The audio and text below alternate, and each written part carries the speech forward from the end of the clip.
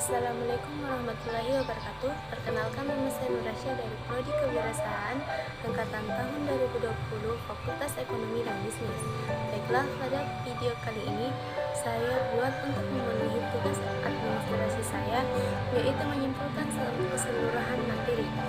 Baiklah, pada pertemuan pertama dengan materi perkembangan dan pemikiran ilmu administrasi. Kesimpulannya yaitu pertama, Jatna di Project tahun 1988 melakukan periodisasi perkembangan dan pertumbuhan administrasi menjadi 3 fase, yaitu fase prasejarah, fase sejarah, dan fase modern. Yang kedua, istilah administrasi secara etimologis berasal dari bahasa Latin administrasi yang dapat berarti pemberian bantuan, pemeliharaan, pelaksanaan, pimpinan, pemerintahan, dan pengelolaan. Administrasi menurut ilmu adalah suatu ilmu yang mempelajari aktivitas manusia yang bersifat kooperatif dan bagaimana cara-cara merealisasikannya yang terkumpul secara sistematis. Yang ketiga, perkembangan administrasi administrasi penting diketahui karena perkembangan tersebut selalu dipengaruhi oleh perkembangan masyarakat yang dinamis, dan sebaliknya kedinamisan masyarakat dipengaruhi pula oleh dinamika administrasi. Secara historikal, perkembangan administrasi didasarkan kepada pengetahuan manusia modern, serangkai tentang kejadian-kejadian masa lalu pada kebudayaan tertentu pula. Pada pertemuan kedua dengan materi bisnis dan ilmu administrasi bisnis dengan kesimpulan, bisnis telah menjadi salah satu institusi yang dominan dan memberikan inspirasi kepada masyarakat dalam mengembangkan serta meningkatkan kualitas hidupnya. Istilah bisnis menunjukkan pada semua organisasi yang membuat produk atau jasa untuk memperoleh keuntungan. Kegiatan bisnis meliputi pertukaran secara terus-menerus dengan lingkungan eksternal. Pertemuan ketiga dengan materi bisnis, politik, dan perekonomian fenomena sosial. Dengan kesimpulan, politik adalah hal-hal yang berkenaan dengan masalah kenegaraan yang mencakup sistem pemerintahan, kebijakan-kebijakan dalam sosial, ekonomi, budaya, serta sistem pengawasan.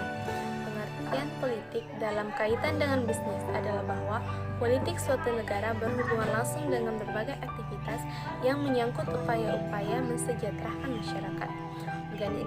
Organisasi bisnis perlu diperhatikan gerakan elemen-elemen lingkungannya, baik yang langsung maupun tidak langsung. Organisasi harus mampu mengembangkan cara-cara yang paling memungkinkan untuk beradaptasi dengan dinamika lingkungan. Pertemuan keempat dengan materi tanggung jawab sosial dan etika bisnis. Dengan kesimpulan, di dalam persaingan dunia usaha yang sangat ketat ini, etika bisnis merupakan sebuah harga mati yang tidak bisa ditawar lagi. Dalam zaman keterbukaan dan luasnya informasi saat ini, baik buruknya sebuah dunia usaha dapat tersebar dengan cepat dan luas.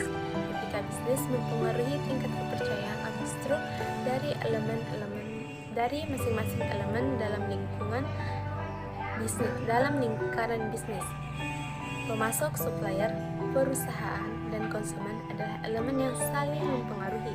Masing-masing elemen tersebut harus menjaga etika sehingga kepercayaan yang menjadi prinsip kerja dapat terjaga dengan baik. Etika bisnis ini bisa dilakukan dalam segala aspek. Saling menjaga kepercayaan dalam kerjasama akan berpengaruh besar terhadap reputasi perusahaan tersebut, baik dalam lingkungan mikro maupun makro. Pertemuan kelima dengan materi kebijakan administrasi bisnis. Kesimpulan, kebijakan bisnis dalam berpikir sistem dari orang atau organisasi dalam mengelola dan mengembangkan usaha. Berpikir sistem adalah pemikiran bahwa kegiatan bisnis tidak berdiri sendiri, tetapi berada pada suatu lingkungan yang elemen-elemennya saling mengait dan membentuk suatu sistem. Kebijakan administrasi bisnis adalah rumusan umum organisasi yang mencakup ide-ide dan standar-standar yang mengarahkan perilaku dalam mencapai tujuan. Setiap perusahaan mempunyai cara pandang, pola-pola dan rumusan-rumusan masing-masing yang ditunjuk untuk mencapai tujuan perusahaan. Perubahan bentuk organisasi penggadaian berimplikasi pada kebijakan administrasi bisnis dan strategi utama untuk mewujudkan kebijakan baru adalah membenahi kualitas sumber daya manusianya baik melalui pendekatan pribadi maupun struktur dengan tujuan membangun kepercayaan diri.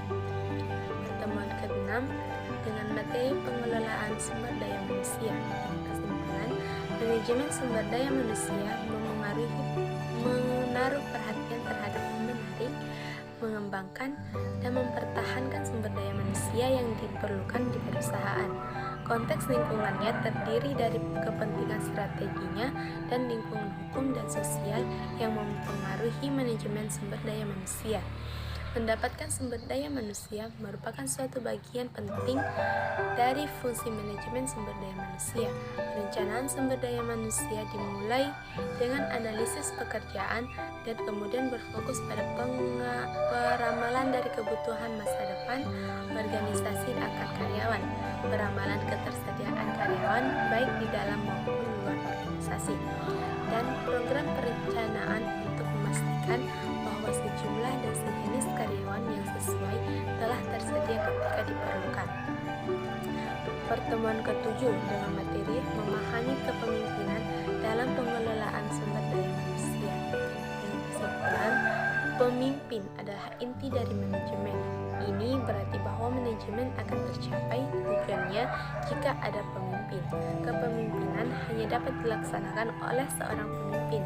Seorang pemimpin adalah seorang yang mempunyai keahlian memimpin, mempunyai kemampuan mempengaruhi pendirian atau pendapat orang lain atau sekelompok tanpa menanyakan alasan-alasannya.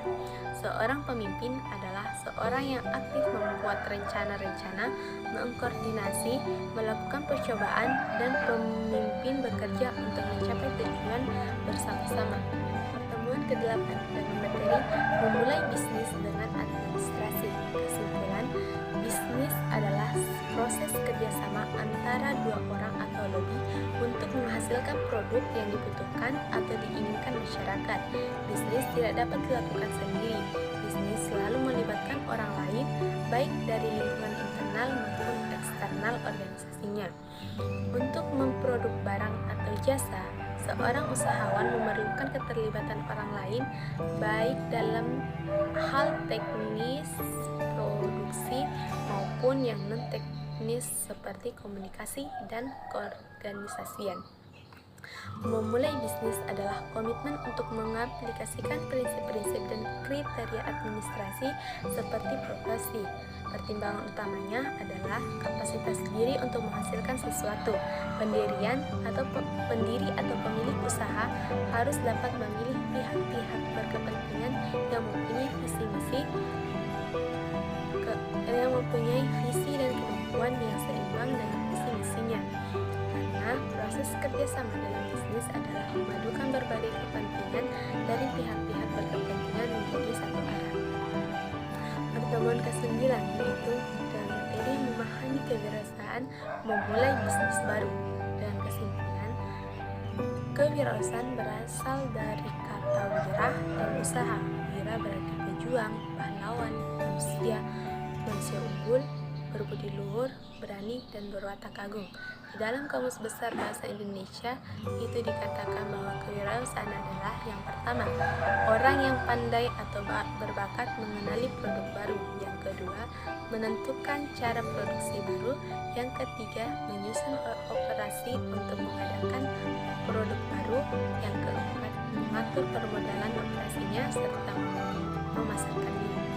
Dalam menjalankan bisnis, baik bisnis baru maupun bisnis yang sudah ada beberapa hal yang perlu diperhitungkan dan diidentifikasi serta direncanakan agar dapat meminimalisir kegagalan dalam bisnis. Pertemuan ke-10 dengan materi Good Corporate Governance.